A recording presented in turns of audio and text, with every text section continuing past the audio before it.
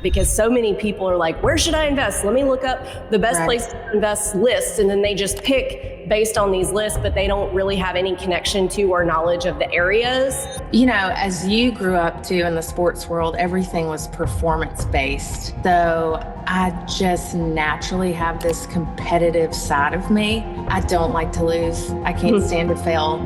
Hey, y'all, welcome back to another episode of the Short Term Show. Today, I have the very distinct pleasure of interviewing another Mississippian, which doesn't happen too often.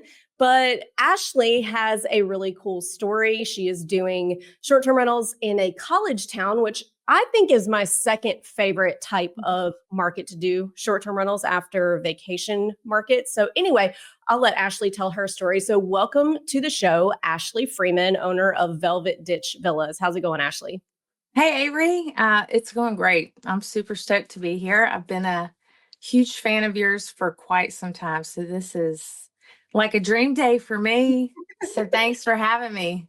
Well, awesome. Thank you so much for coming on. I'm really interested to hear your story. So, start off just by telling our listeners a little bit about and I feel like my accent that has gone away over the years is coming back a little talking to you. So, I'm going to Oh, I try know. I know. And I don't feel like I have a thick accent, but I It's cute. so sorry. Sorry. No, love it, love it. I'll try to tone mine down. No, don't. But I just feel like people are going to be like, Avery doesn't normally talk like that, and now she's talking like that. She's being so. Anyway, It takes one person to just bring it out of you again. yes. So yeah, tell us. So like many people, this was, a big fat accident for me.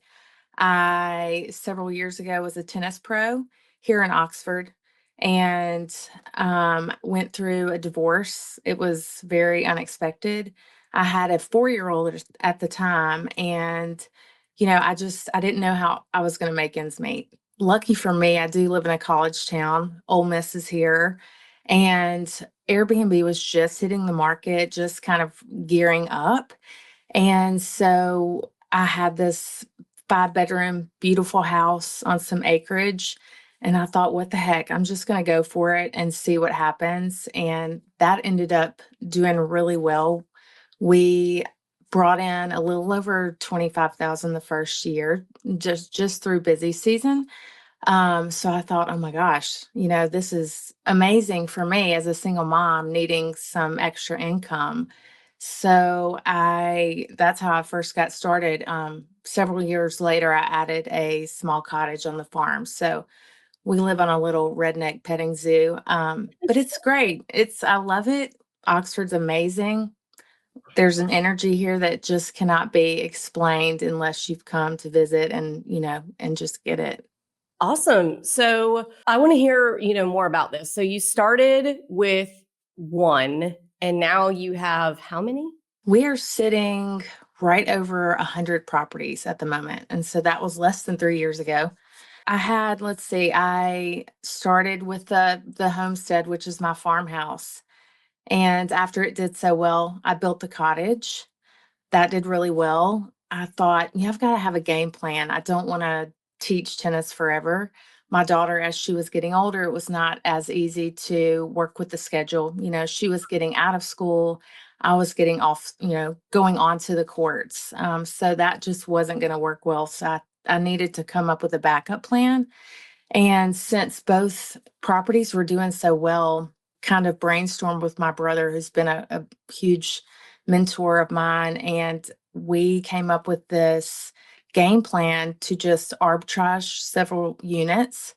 So I had a friend that was looking to, lease his unit that was near the square, which is a really popular place here in Oxford. And so I did the arbitrage model and leased his place, furnished it, picked up another arbitrage model really close to the square. And I just put my journey on Facebook and the social media world, and people started following me and just asking me like, hey, what are you doing? We have a condo in Oxford, like manage ours. And I just went from having 2 places to 35 in less than a year, doing it all on my own. I recruited a friend of mine who was really close to me in the teaching world. And we just went face first into the wild, wild west of Airbnb. So it was, I didn't know what I signed up for, but it ended up being the greatest gift ever. I absolutely love what I do now. So yeah, Well, that's how everything started. what a great story. And I have a lot of questions, but first I'm going to start with, so your 100 and something units, are you doing a true property management model where you're doing like a percentage, or are you arbitraging those, like a master Yes. model? We do a true property management model. So I do own several. I own four. And Okay. then we are still hanging on to, my brother and I still have seven actually arbitrage units that do really well. Only because we know the folks. A lot of that doesn't work anymore just because leases are so high, especially in a college town.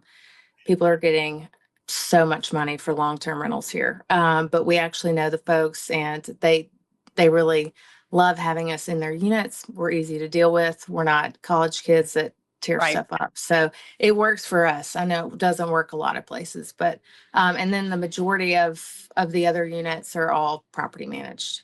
So I think this is a really good example what you're doing of being able to be successful in a market because you have a competitive edge, meaning, you live here, you understand who comes to Oxford and why. I think that, if somebody from Seattle said, "Oh, I think I want to try Oxford, Mississippi because I heard Ashley on the Short Term Show podcast," they probably would not be as successful as somebody who lives there and has these relationships with people that you have to get these better rates. So I really wanted to kind of shine a light on that, because so many people are like, "Where should I invest? Let me look up the best Right. places to invest lists." And then they just pick based on these lists, but they don't really have any connection to or knowledge of the areas. And then they're not as successful as they could be, maybe somewhere that they're a little more familiar with, just because, some data company said, "Oh yeah, invest here because it's cheap." Right. No, I agree. I 100% agree.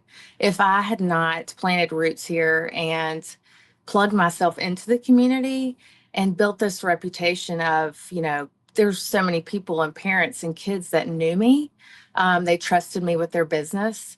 And also these folks that are coming in that are from, Seattle and other parts of the world. If they do buy here, it's very important to get connected with somebody that truly knows the area, the people that have the connections. We have a person for everything. But I also genuinely care about how successful our owners are. I know how hard it was for me to get established in this business. It changed my life. And so it's super important for me for my owners to have that same success. So yes, to answer your question, so important to know boots on the ground, and have eyes and ears here. I want to ask you another question about being a tennis pro. So, how do you think being a tennis pro has influenced your ability to be a successful short term rental host? This is a loaded question. As you grew up too in the sports world, everything was performance based. Mhm. So I just naturally have this competitive side of me.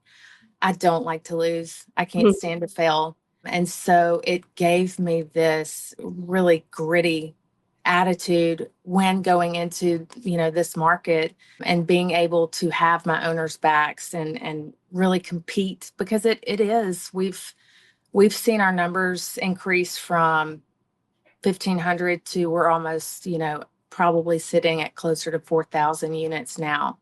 And so my ability to just get in there and get gritty, be competitive while keeping a level head when it comes to business is really important, but also the leadership skills that it takes to run a team, Mhm. and the way I empower my team to lead with service.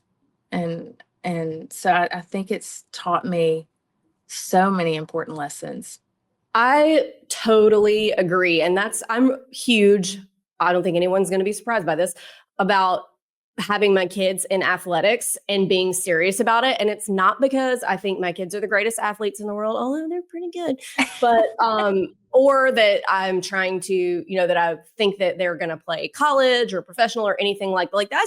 I've met some moms at the 4-year-old T-ball games, and they're like, we just think it would be great for him to be a professional baseball player and see the world. And I'm like, girl, I don't know about that. Like, first of all, he's got to learn how to hit it, and he's 4. Anyway, Right. but so that's not why I'm very passionate about my kids finding a sport that they really like and being serious about it, but because it builds grit. So I don't care if they play college or do whatever. If they want to, great. But it really does teach you how to work hard, and, that stuff hurts. Like, Right. cross country is very painful. I ran cross country all through junior high and high Oh my school. gosh. And I think for girls, it was 2.3 miles, maybe, or maybe like a full 5K. I can't remember. No, I think it was 2.5. So anyway, that first mile is extremely painful because, you're not anywhere close to being finished. Things are starting to hurt. You can't breathe. It's Mississippi. So, the atmosphere weighs 1,000 pounds on you. Oh my And gosh. Yeah. yeah, but you learn to keep going, and that it's okay to hurt a little bit, and that you're not going to die, and you don't stop. And what I do see out of people not all people who weren't involved in athletics growing up, but people quit very easily, more easily, I think, than people who did play serious athletics, because you understand that hurting doesn't mean it's time to stop. Right. And You're another exactly thing, right. yeah. Well, another thing that I wanted to ask you on the actual tennis pro side. So you have clients that you're teaching how to play tennis. And I would imagine that, that's a bit of a service industry vibe. And you're dealing with people with different levels of experience, different personality types. Maybe you've got a couple like quitter types, or maybe you got some people who care way too much and they're being way too competitive on learning how to play tennis. So how do you feel like dealing with a bunch of different personalities has translated over to helping you in the short-term rental world? Wow. You have to adjust quickly and be able to really be very nimble on your feet and toes, and just be able to roll with the punches, and get used to adversity, and learning how to deal with the big personalities, and then the people that, want to have a big opinion about what you do. And so this how I lead with my mindset around this is the same, and I don't think it'll ever change. Doesn't matter if you make $1 million or if you're the janitor. I'm always going to approach people with respect and love. And if somebody comes at me with an attitude because they're not happy, I'm going to listen, and listen with genuine intention, and and lead with a heart of service. Like, how can I truly serve you in a way that's going to help you?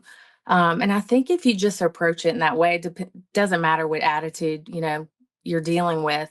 It's a lot easier to soften the blows from the big attitudes to the small attitudes. But also, that's all people are looking for these days. It's just to feel special and to know, hey, she's got my back. Mhm. And so it truly has helped in that way. And I used to be really offended when people did not like the service that we were providing. I took it very personally. And so, that's another thing I had to kind of grow out of. Like, not everyone's going to be happy.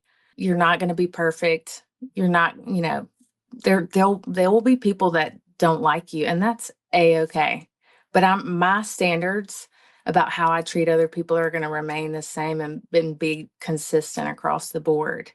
Yeah. And it will, I think that if you don't take it just a little bit personally, if somebody isn't happy with you or chooses another vendor over you, then, you don't care enough. Cause I know it's been 10 years of owning real estate and being a host and being a real estate agent. Oh my gosh. If I see one of our clients that we helped listed their property with another agent or bought a property with another agent, that ruins my day. Sometimes it ruins several days. And, I always call them and say, hey, what happened? Why, what could we have done to keep your business? And it's like, it sucks. And I don't think that, people on the other side of that, so whether it's, people who chose another property manager or what have you, they don't understand how bad No. that sucks. And they'll switch like on a whim. Like you could, it's always the ones you don't think will do it too. It's the ones that Yeah. you invited to Thanksgiving when they didn't have anywhere to go. And then, somebody bought them a beer at a bar and they went and listed with them. So I think anyway, that's your competitive side too, because yeah, like in your heart, you're the one that's going to be able to take care of them and serve them the best. And so the fact that they didn't trust you, you're like, what the heck? yeah. You know, just like, man, come on. But so I take it really personally. But I think that's if you don't care, I mean, something's not right, you know? Yes, I totally agree with that. That you do have to, if it doesn't ruin your day when your client goes elsewhere, then you're not doing it right. But I'm gonna switch back to Oxford. So Oxford, Mississippi, for those who don't know, Ole Miss is there, one of the two SEC schools in Mississippi. The other one is Starkville, where I grew up. So I want to hear a little bit more about this. So in a college town like this, you manage, I would imagine, a number of different size properties. What have Mhm. you found is kind of the magic number bedroom count in a community like this? Because for me, when I think about it, I've never done it. I've never invested in an SEC college town, but I think I would. But like you mentioned earlier, like Starkville is really expensive for a small town in North Mississippi. But anyway, when I think about who my guest avatar would be if I were to do that, like, is it, affluent alumni that maybe it's 2 to 4 older couples coming in, or are these going to be, the college kids from Alabama coming over for the Ole Miss game and they're going to tear my place up? So I want to hear, what you think the magic bedroom count is and what your guest avatar is for these properties. Yes, we are sitting right at the magic number of 2 to 4 guests. I Oh, love a small property. If I could invest, put all my eggs in one basket, I would go all in on 2 bedroom, 2 bath properties. oh. They just turn so often here. Mm. That being said, we have 15 to 20 really big weekends here that will draw in the amount of guests you need for a 4 or 5 bedroom. So on those weekends, we do see big numbers. So those weekends generate lots of income for these folks. Obviously, the smaller units aren't going to generate as much income, but they're going to do it more consistently on a regular basis, and they still will draw in a gigantic amount. It's insane. We're looking at 2 bedroom properties around the square, generating anywhere from between $2 to $3,500 a night for a huge Florida game or a Georgia game. I mean, it will blow your brains to think about how much income is seen on these big weekends. But yes, to answer your question, the smaller units are our bread and butter just because we see so much turnover. It is the parents that are coming in town. They might bring a couple friends, but just with it being a university town, our avatar is, parents and friends visiting. And so, yeah. Okay. And also, my other question, I think all the listeners' other question here would be, okay, so we know football games, that we know. I mean, and Ole Miss has turned out some serious football players. And Mississippi State, we got Dak. But, There's um, a few others out there, yeah. but Uh, yes. so obviously football, but let's talk about not football season. So when it's not football season, not graduation, are you renting? What does that look like? Because I think when people think college towns are like, okay, football season, graduation, and then what else is there? Yeah. We do see a lot of, with Ole Miss, the admissions, they keep upping the percentage of kids that they're allowing to come to the university. So with that, you see tons of visits, parents visit days, orientation days. Okay. We used to be very flat and dead in the months of January, February, And then also obviously end of November, December. But we're starting to see that, there's really never a dull moment. There's always people coming in to visit, whether it be a festival that we don't, there's a quilting festival, there's, literature festivals, there's usually always something going on. The bigger events are also, they're always going to bring in top dollar, but Mhm. there's people traveling to Oxford year round. Now it's not like a beach community or Right. the mountains, but you're still going to see a trickle. We've quadrupled our revenue almost every single month since it's been over a year. We changed some things in our process and systems, and we've quadrupled our bookings, but also our revenue, just by tweaking a few things. But yeah, the traffic here is nonstop. You just have to plug in and know what's going on, Mhm. and cater to those people on social media and email blasts and things of that nature. I have another question regarding summer. So I know when I was going to UT in the summertime, I was always scrambling to find somewhere to stay for the summer because I did not want to go back to Starkville. I wanted to stay in Austin for Right. the summer. So do you get or do you even offer like summer accommodations for students? Because looking back, that would have been such a clutch. And my parents were paying my rent back then anyway. So that would have been such a clutch thing to not have to like find somebody's house to have to like sleep on the couch for the summer, which is what I did because I didn't want to go back. Right. Couch Uh, surfed. yeah. Yeah. Do you see any of those kind of bookings? That's something you would consider? Or you want to kind of stay away from the college kids, which is Oh, totally we'll absolutely open our doors to college kids for, the summer months if the price is right. Now, we know how much we can get if we put, you know, a traveler that's coming in 2 to 3 times. So we have a number that, our goal number that we want to reach every month, even during the summer months. So as long as they're willing to pay top dollar to stay there and they've signed all the waivers, hey, bring it on. We're happy to open our doors for, and it makes it easy for us just to have somebody in there for 2 to 3 months. But yeah. yeah, yeah, as long as they don't, do keg stands in the living room on the couch, Well, if they we're don't okay with steal, it. you know. Or as long as they clean it up really well, Yeah. we're okay with it. All right, cool. Okay, so what else about running short-term rentals in a college town do you think our listeners would benefit from hearing that I haven't asked? This is like any typical Airbnb, location, or you just have to learn how to roll with the punches. You know, for the most part, we don't see anyone coming into our units and thrashing the units. There's always going to be someone that comes in and does something that, you would consider to be, disrespectful. And you just have to learn to roll with it. I mean, it's the wild, wild west, and especially when you get 300,000 Georgia fans in town and they're all celebrating the same thing. You just have to be able to have a good attitude about it, roll with the punches, regardless of what pops up. Every day is different, but that's what's so cool about this business is it's never the same. You've got to be constantly on your toes, and it's you're the firefighter and putting flames out at all times. So that's what's fun about it. I love it.